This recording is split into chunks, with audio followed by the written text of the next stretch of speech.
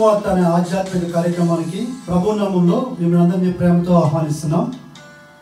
Sister సుల్తాన్ నవీన్ గారు చెప్తున్న వాక్యము మీ అందరికీ దీవెనకరంగా ఆశీర్వాదకరంగా ఉందని మేము ప్రార్థిస్తున్నాం. మీ యొక్క అభిప్రాయాలు సలహాలు యూట్యూబ్ లింక్ ద్వారా మాకు తెలియపరచగలరు.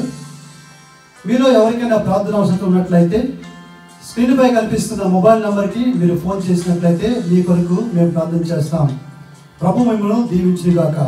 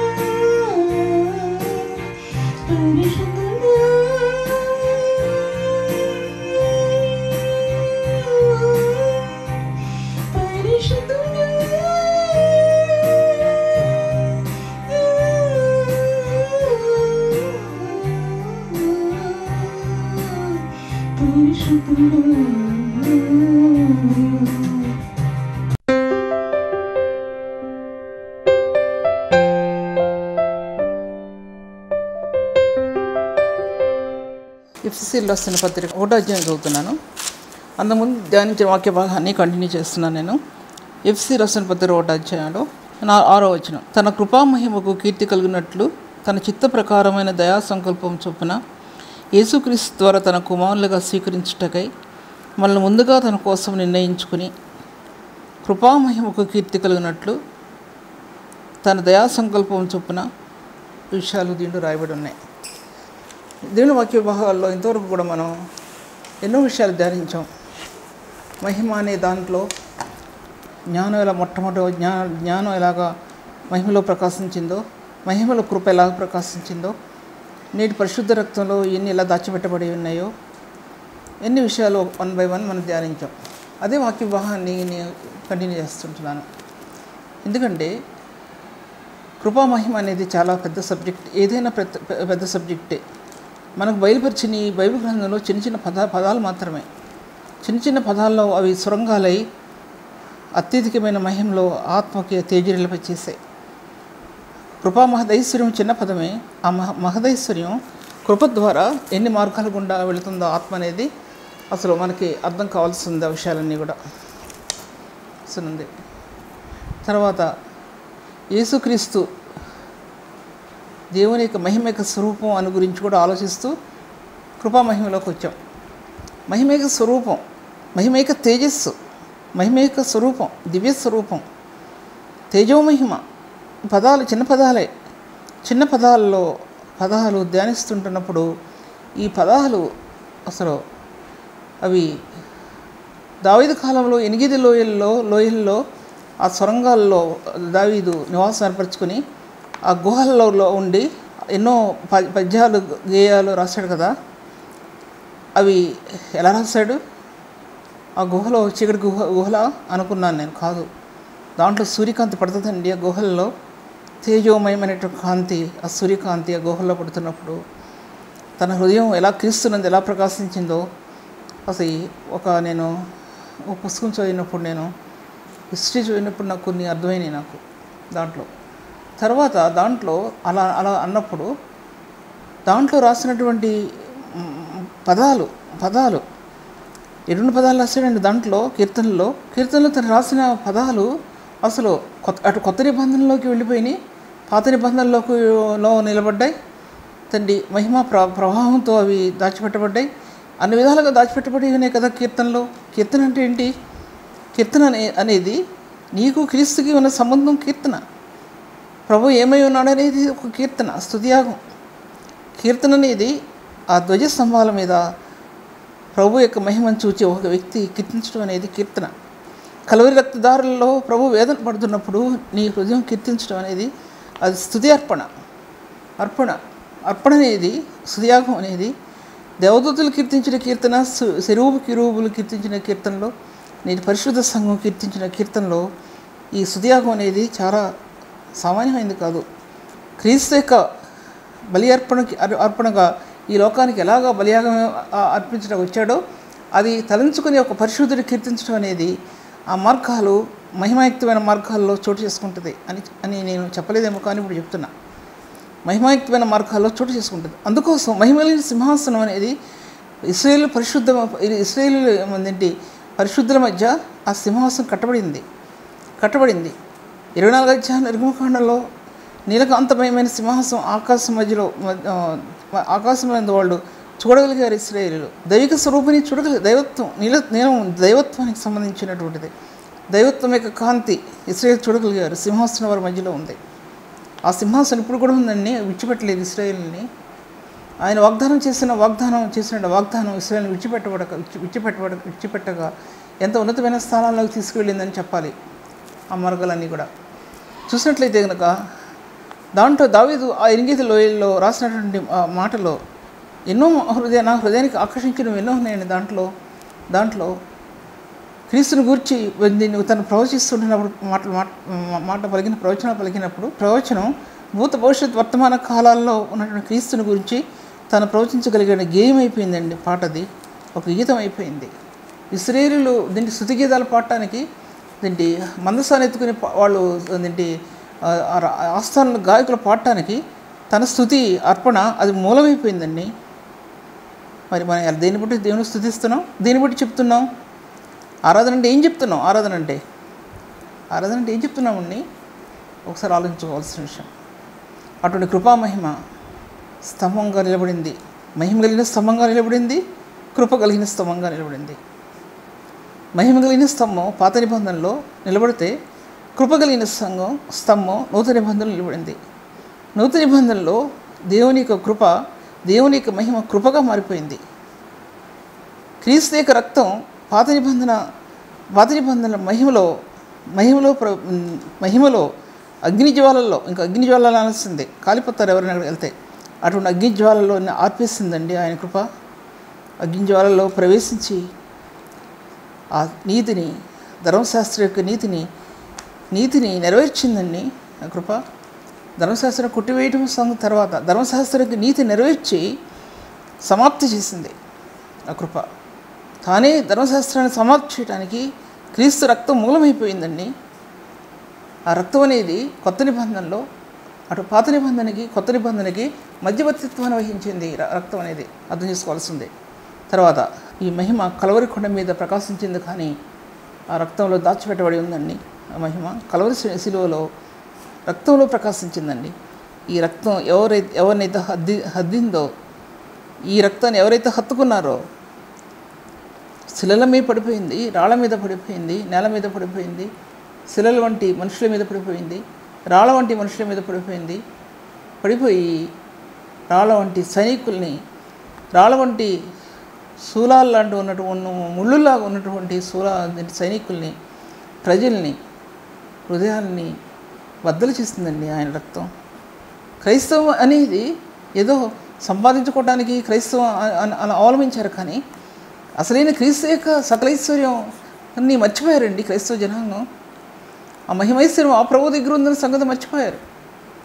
ఆటపాటలతో, అనేకమైన డ్యాన్సులతో, నృత్యాలతో క్రైస్తవయాన్ని బయలుపరిచారే కానీ, శిలువను ఎత్తుకుని నడిచారే కానీ బొమ్మని, అసలైన క్రీస్తుని, శిలువ యాగంలో ఉన్నటువంటి క్రీస్తుని, బలియాగమైన క్రీస్తుని మహిమపరచలేకపోయిందండి నేటి క్రైస్తవ లోకానికి అందించింది. పతనావస్థలో ఉన్న క్రైస్తవ్యాన్ని లోకానికి అందించిందండి నేటి క్రైస్తవులు.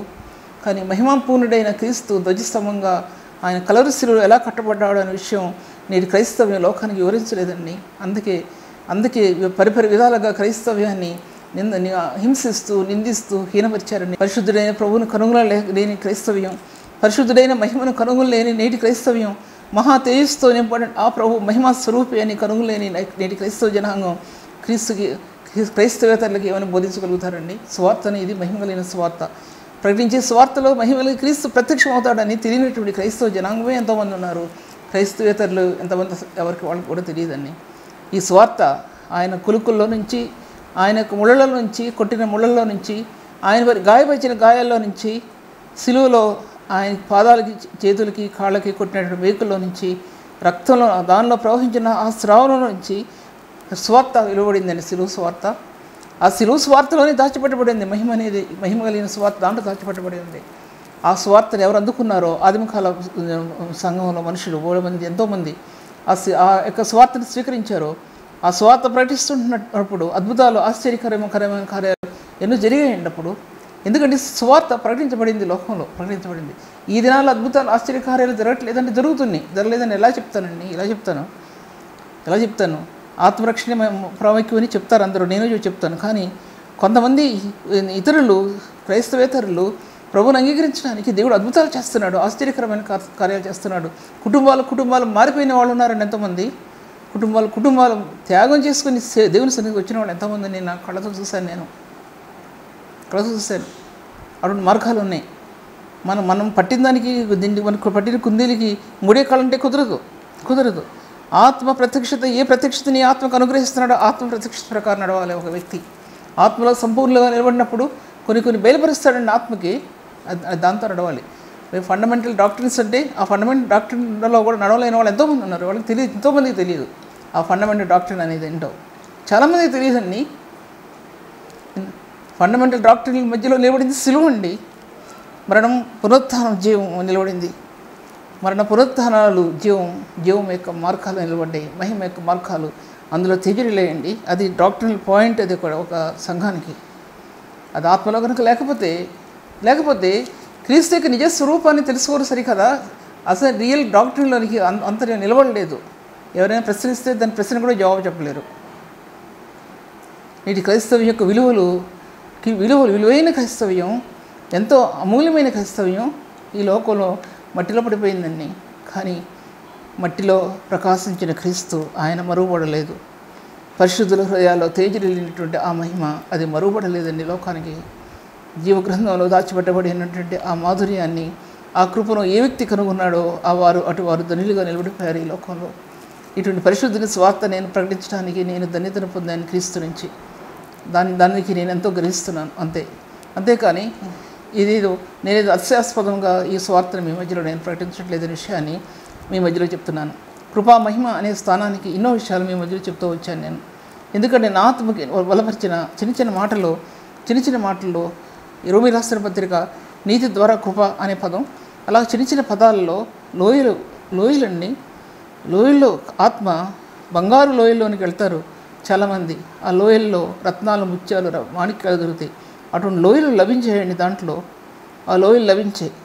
బైబిల్ గ్రంథం, చుట్టబడిన బైబిల్ గ్రంథం, గీతాలతో చుట్టబడిన బైబిల్ అదేంటి రాగమునుపు. అప్పుడు దావీదు రాసిన కీర్తనలు ఎలా చేర్చబడ్డాయి, బైబిల్లో ఎలా చేర్చబడ్డాయి. అలాగే పరిశుద్ధుని యొక్క పరిచర్య, చేసే పరిచర్య, మహిమ కలిగిన పరిచర్య, దేవుని మహిమకు చెందిన పరిచర్య, అది దేవుని సన్నిధిలో అది చేర్చబడుతుందండి. అలా చేర్చబడితేనే దేవుని యొక్క ఇచ్చే ప్రతిఫలం, పరిశుద్ధులకి ఇచ్చే ప్రతిఫలం చాలా గొప్పదిగా ఉంటుంది.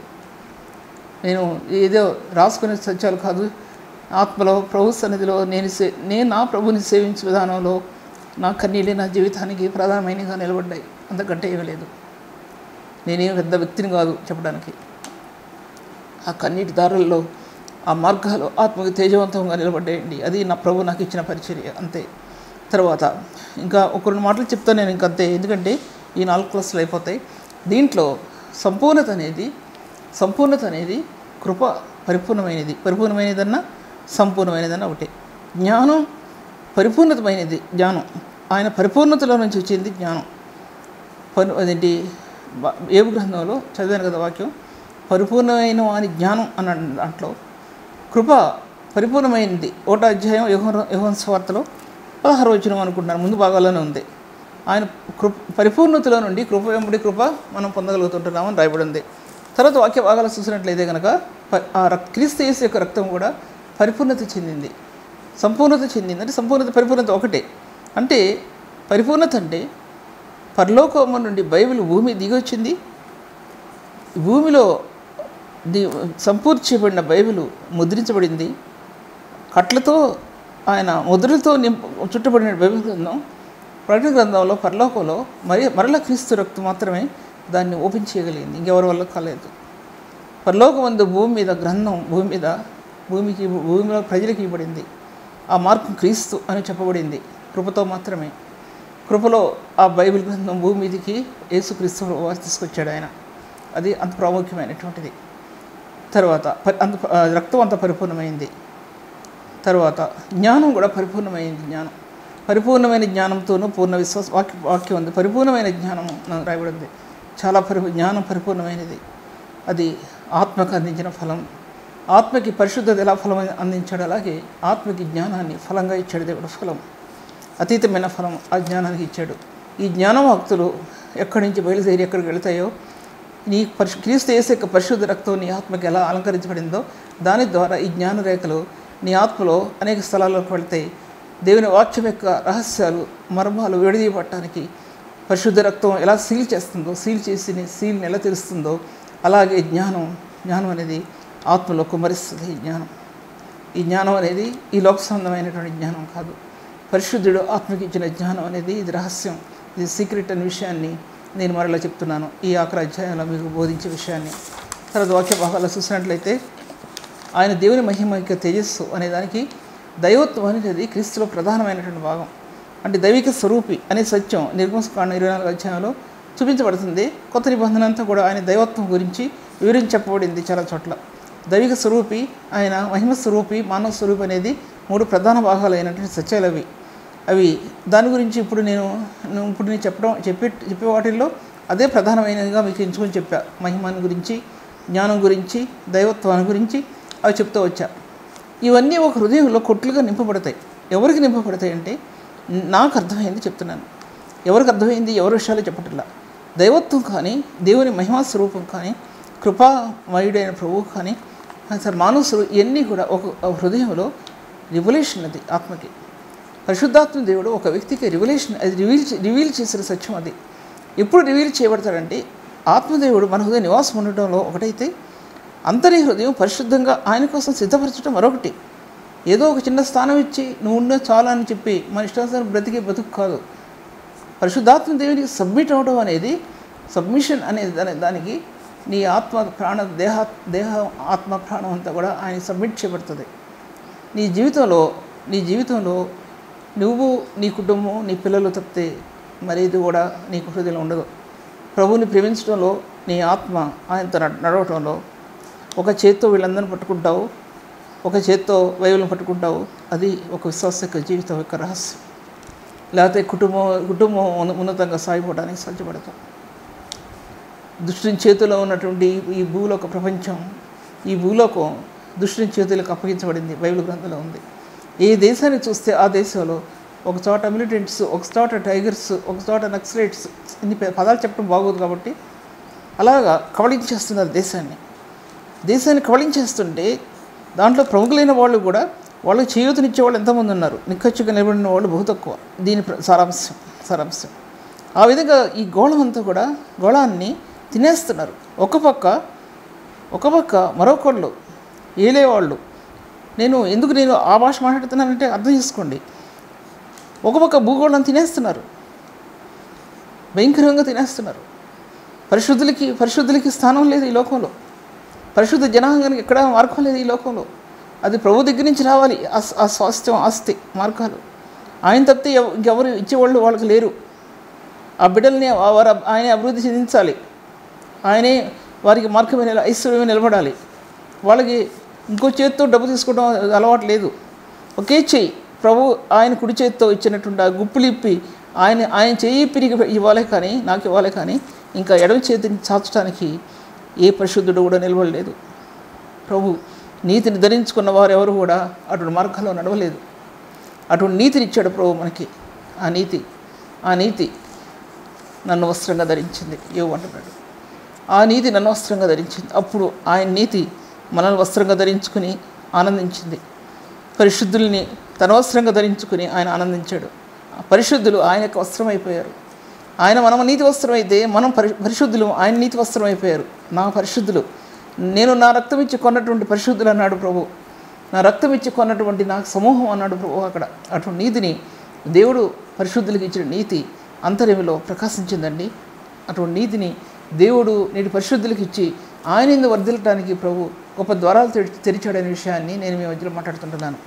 తర్వాత మానవ జీవితం మా హృదయానికి అనుగ్రహించింది మహిమ యొక్క తేజస్సు, మహిమ, దైవత్వము. తర్వాత ఇవన్నీ కూడా దేవుడిచ్చాడు. మహిమ, దైవత్వము, తర్వాత మానవ స్వరూపిగా తను తాను బయలుపరుచుకునే ఆస్థానం, ఇవన్నీ కూడా మానవ హృదయంలో కట్టబడేయండి అవి కొట్లు. ఆ రివల్యూషన్లోనికి ఆత్మ తేజవంతంగా వెళ్ళడం నువ్వు గమనించుకుంటావు. ఆ రివల్యూషన్లోనికి ఆత్మ తేజవంతంగా వెళ్ళడం నువ్వు గమనించుకుంటున్నప్పుడు నీ వాక్యోపదేశాలు మహిమకరంగా ఉంటాయి. పరిశుద్ధతను అవలంబిస్తే దైవత్వంతో నీ ఆత్మ నింపుతాడు దేవుడు. పరిశుద్ధ స్వరూపంతో, మహిమతో నీ ఆత్మ నింపుతాడు పరిశుద్ధతను అలవరుచుకుంటే. పరిశుద్ధత ఏంటి అనుకునే వ్యక్తికి ఒక చేత్తో దేవుని దగ్గర తీసుకోవడానికి, ఒక చేత్తో ఇంకోటి తీసుకోవడానికి అలవరుచుకుంటే నీ జీవితంలో పరిశుద్ధ స్థానాలు ఆత్మకు అందం. ఒకటి ఈ లోక సంబంధమైన ధనమే అందుద్దేమో, కానీ పరిశుద్ధమైన స్థానాలు నీ ఆత్మకు అందం అనే విషయాన్ని నేను మీతో మాట్లాడుతుంటున్నాను. దేవుని వాక్యం సామాన్యమైనది కాదు. వాక్యం సజీవమైనది, రెండింతల ఖడ్గం వంటిది, ప్రాణాత్మకీయులను మూలుచు కొద్ది ఆలోచన తలంపులను పరిశోధిస్తుంది ఆయన వాక్యం. ఆయన వాక్యానికి లోబడాలి సుమా. లోబడకపోతే దేవుని ఆశీర్వాదం ఆత్మకు అందదని విషయం మీతో మాట్లాడుతుంటున్నాను. తర్వాత ఈ స్థానాల్లో ఈ రక్షణ కాంతి అనేది ఆత్మకి రక్షణలో బహుకరించాడు ప్రభు ఆయన. రక్షణ, అందుకని రక్షణ అంత ప్రాముఖ్యమైంది. డూప్లికేట్ చేయడానికి కుదరదు. డూప్లికేట్ చేస్తే ఇక్కడే పడిపోతారు, సేవలో పడిపోతారు. పుల్లిపిటి మీద ఉపయోగం ఉండదు, సంఘానికి ఉపయోగం ఉండదు, వారి వల్ల ఉపయోగం ఉండదు. రక్షణ లేనివారు, అనుగ్రహించే వారు కూడా ఉపయోగం ఉండదు. మన ఆత్మ తెలిసిపోద్ది ఎవరు అనుగ్రహిస్తున్నారో, నిజంగా జీవిస్తున్నారు. ఎందుకంటే రక్షణ కాంతిలో జ్ఞానం యొక్క తెరలు ఎలా కట్టబడ్డాయో, అది జ్ఞానం చాతుర్యమును నివాసం ఉంచుకుందో, అలాగే రక్షణ అనేది క్రీస్తు యొక్క రక్తాన్ని ఆ మహిమను తన చాతుర్యంగా పెట్టుకుని అక్కడ ఉందండి. రక్తం అనేది పుట్టిగా లేదు. పాపాన్ని తుడిచివేసి కడిగివేసిన రక్తం మన హృదయాన్ని చాతుర్యంగా, ఆ భాష నాకు రావట్లేదండి, అలా పెట్టుకుందండి. బైబిల్ గ్రంథంలో సామెతల్లో రాయబడి ఉంది. జ్ఞానం చాతుర్యంగా నివాసం కట్టుకుందంట. దాంట్లో నమ్మకత్వంలో, నీతిలో చెప్పాను ఇంత ముందు భాగాల్లో, అలా నివాసాన్ని కట్టుకుంది. ఆ నివాసంలో జ్ఞానం ఉంటే కనుక రక్షణ అనేది ప్రభు యొక్క మహిమలో కాంతిని, నీతియుక్తమైన ద్వారాలు ఇవన్నీ మనకు ఆత్మకు అనుగ్రహించబడటానికి ఈ పాపాన్ని తుడిచివేసి క్రీస్తు యేసు యొక్క పరిశుద్ధ రక్తం మన హృదయంలో చోటు చేసుకుందండి. తన నివాసం చేసుకుంది. ఎందుకంటే ఇంత భాగం నీకు ఇవ్వాలని, ఇంత స్వాస్థ్యం నీకు ఇవ్వాలని, నీ మార్గాలు అంత ఉన్నతమైన స్థానాల్లో నిలబడాలని ప్రభు అంత ఉన్నతమైన ద్వారాలు తెరిచాడండి. ఆయన చాలా ఉన్నతమైన ద్వారాలు తెరిచాడు నీకు ఇవ్వాలని. కానీ ఆదిలోనే ఆ మార్గాల కనుగొలు లేకపోయారండి నేటి క్రైస్తవ జనాలు. ఆదిలోనే కనుగొలు లేకపోయారు. పరిశుద్ధ స్థానాలు ఉండవలసినటువంటి నేటి పరిశుద్ధులు ఆదిలోనే తప్పిపోయారండి. నేటి క్రైస్తవ్యంలో ఉన్నటువంటి పరిశుద్ధ కాంతి, రత్నాలు, మాణిక్యాలు అందకుండానే క్రైస్తవ జీవితం అనేది తృణప్రాయమైన వాటి కోసమే ఆశపడి జీవించేవాళ్ళు కోకొల్లు ఉన్నారండి. ఆ రక్షణ మహిమ నీలో ప్రకాశిస్తే దానిలో సౌందర్యం ఉందండి, దానిలో కళలు ఉన్నాయండి, దాంట్లో మహిమ యొక్క సౌందర్యం ఉందండి, మహిమ యొక్క కళలు ఉన్నాయండి, దాంట్లో మహిమాయుక్తమైన దారులు ఉన్నాయి, మార్గాలు ఉన్నాయి, సంపద ఉందండి దాంట్లో సంపద. అది నీ ఆత్మకు లభిస్తే నీ సేవ ధన్యమవుతుందండి. ధన్యకరమైన సేవ చేయగలుగుతారు నేటి క్రైస్తవ సంఘం. ఒక మాట చెప్తేనే కోపం వస్తుంది, ఒక మాట మాట్లాడితేనే కోపం వస్తుంది, ఒక మాట మాట్లాడితేనే సంఘాన్ని విడిచిపెట్టేస్తారండి ఎంతోమంది. కారణం ఏంటండి? ఈ రక్షణ కాంతి లేదు. తేజోమయమైనటువంటి ఆ కాంతి, ప్రకాశించేటువంటి ఆ పరిశుద్ధుని కాంతి హృదయం లేనందువలన, అది ఉంటే హృదయంలో ఆ వ్యక్తి నిలబడతాడండి. శ్రమలో నిలబడతారు, ఎవరైనా దూషించినా నిలబడతారు, నిందలు మోపినా నిలబడతారు, శ్రమానుభవంలో నిలబడతారు, ప్రభువుని వెంబడించడంలో ఎవరు ఎంత మాత్రం వెనుక వెళ్ళరు వాళ్ళు. అందులో ఆ రక్షణ వలయాలు ఉన్నాయి. దాంట్లో ఈ రక్షణ కాంతి ఆ వలయాల్లోకి తీసుకెళ్తుంది. రక్షణ వలయాలంటే తేజోమయమైన వలయాల్లోనికి నీ ఆత్మను తీసుకుని వెళ్ళి నీ ఆత్మను గణపరుస్తుందండి. నీ ఆత్మను గణపరిచి మహిమాయుక్తమైన ఫలం నీ ఆత్మకు తినిపిస్తుందండి. అలా తిన్నట్టు నువ్వు సేవించిన నువ్వు ప్రభుని సేవిస్తావు. ఎలా సేవిస్తావు? అది దీంట్లో మహిమ యొక్క తేజస్సులో ఉన్నటువంటి క్రీస్తుని అపోస్తలుడైన పౌలు ఎలా ప్రకటించాడంటే, అది ప్రకటించే విధానంలో అత్యున్నతమైన స్థాయి దాచిపెట్టబడి ఉందనే సంగతి మీ మధ్యలో నేను మాట్లాడుతుంటున్నాను. తర్వాత అందులో బైబిల్ గ్రంథంలో మరి రెండో పేతురు పత్రికలో నాకు జ్ఞాపకం లేదు కానీ చాట రాయబడి ఉంది, మహిమాయుక్తమైన గుణగణాలతో మిమ్మల్ని పిలిచాడు అని చెప్పాడు. దాంట్లో మహిమాయుక్తమైన గుణగణాలతో మిమ్మల్ని పిలిచాడు ప్రభు. ఆ మహిమాయుక్తమైన గుణగణాలతో మిమ్మల్ని పిలిచిన ప్రభు అన్నాడండి. దాంట్లో ఆ దైవిక స్వరూపి ఆ గుణాలతో మిమ్మల్ని పిలిచి ఆ స్థానంలోకి ఎంతోమంది వెళ్ళలేకపోతున్నారు, ఎంతోమంది వెళ్ళలేకపోతున్నారండి. ఆ స్థానానికి పరిచర్యను అందిస్తున్నారు, నిజమే పరిచర్యను అందిస్తున్నారు, యేసే క్రీస్తు రక్షకుడు అని చెప్తున్నారు. కానీ దానిలో ఉన్న శక్తి అద్వితీయమైన శక్తి, దానిలో ఉన్న బలాస్యం, క్రీస్తు యొక్క బలాస్యంలో హృదయం చోటు చేసుకోవడానికి మన ఆత్మ అంత స్థాయిలోకి వెళ్ళలేకపోతుంది. ఆ దేవుని ఆత్మ మనల్ని పట్టుకోలేకపోతుంది, అంత స్థాయిలో మనల్ని క్యాచ్ చేయలేకపోతుంది. కారణం ఏంటంటే మనలో ఆ యొక్క మార్గాలు లేవు అన్నమాట అర్థం. ఒక ఎలక్ట్రిక్ స్థానం మన హృదయంలో ఉంటే ఎలక్ట్రికల్ వేస్ అన్నీ కూడా ఆత్మకు అర్థమవుతాయి. మనలోని ఎప్పుడు మట్టే ఉంటే ఇంకేం అర్థం అవుతుందండి, మనలో మట్టే జీవిస్తుంటే ఇంకేం అర్థం అవుద్ది, ఏం అర్థం కాదు. తర్వాత అందుకోసం ఈ కృపణ గురించి ఎన్నో విషయాలు మీ మధ్యలో పంచుకున్నానండి. ఎంత పంచుకున్నా తీరలేదు, నాకు ఎంత పంచుకున్నా తీరలేదండి. ఎన్నో పుస్తకాలు రాయడానికి మెటీరియల్ నేను సమకూర్చుకున్నా రాయలేకపోతున్నాను. ఎందుకంటే ఈ బిజీగా ఈ మీటింగ్స్లో లేకపోతే ఈ వాట్సాప్ మీటింగ్స్లో జూమ్ మీటింగ్స్లో ఉండి ఈ ధ్యానాలని వాక్య భాగాలని అందులో పంచిపెడుతున్నాను. కానీ ఎన్నో పుస్తకాలు వచ్చేయాల్సిన దగ్గర ఒక 50 పుస్తకాలు రావాల్సిన మెటీరియల్ అండి. అంత మెటీరియల్ హృదయంలో ఉంది. రాసినవి కొన్ని అలాగే ఉండిపోయాయి. ఎందుకంటే ఈ విధంగా వాక్యం వెల్లడిపరచడం అనేది నా హృదయానికి చాలా ఆనందకరంగా ఉంది. ఆయన యొక్క మార్గాలు తేడపరచడం అనేది నా హృదయానికి ఎంతో ఆనందకరంగా ఉంది. తర్వాత ఆ కృప అనేది కృప వెంబడి కృప మన ఆత్మకు అర్థమైందండి. కృప వెంబడి కృప, ఈ కృపని బయలుపరిచాడండి దేవుడు. కృప బయలుపరిచాడు, కృప బయలుపరిచాడు, కృపలో ఐశ్వర్యం బయలుపరిచాడు, కృపలో స్వాస్థ్యం బయలుపరిచాడు, కృపలో మహిమైశ్వర్యం బయలుపరిచాడు. ఏం చెప్పను మరి మీకు నేను ఏమని చెప్పగలగాలి? తేజోమయమైన కృప అలంకార రూపకమే కాదండి. అలంకార రూపంలో కృప వెంబడి కృప అనే పాటలు పాడటం కాదండి. కృప వెంబడి కృపలో ఆత్మ అక్కడ తేజలతోని ఆత్మను గమనించుకుంటే అలంకార రూపకమైనటువంటి ఆ స్థానంలో మహిమ కలిగిన స్థానాలుగా తీర్చిదిద్దుతాడండి దేవుడు, తీర్చిదిద్దుతాడు. అటువంటి స్థానాలని ప్రభు అనుగ్రహించాడండి. దేవుడు పరిశుద్ధులకు ఇచ్చాడండి. తేజోమయమైనటువంటి స్థానాల్లో ఆ కృపలో దాచిపెట్టి మన ఆత్మ నింపాడనే విషయాన్ని నేను మీతో మాట్లాడుతుంటున్నాను. తర్వాత ఇంకా చెప్పడానికి సమయం లేదు కాబట్టి మరలా ఇంకో వాక్య భాగంలో ఈ విషయాలు మీతో మాట్లాడతాను. ఎందుకంటే అటువంటి కృపానిధి అయిన దేవుడు మన మధ్యలో సంచారం చేస్తూ వచ్చాడండి. అందుకోసం ఈ రక్షణ కాంతి మార్గాలు అలా ప్రకాశించే మనలో. ఆ రక్షణ అంటే ఏంటో ప్రభువులు జీవించే కొలది అర్థమైందండి. సంవత్సరాలు గడిచే కొలది అర్థమైంది. రక్షణలో ప్రకాశించిన పరిశుద్ధాత్మని స్వరం ఎన్ని మార్గాలు కూడా నడిపించిందంటే అన్ని మార్గాలు కూడా నడిపించిందండి.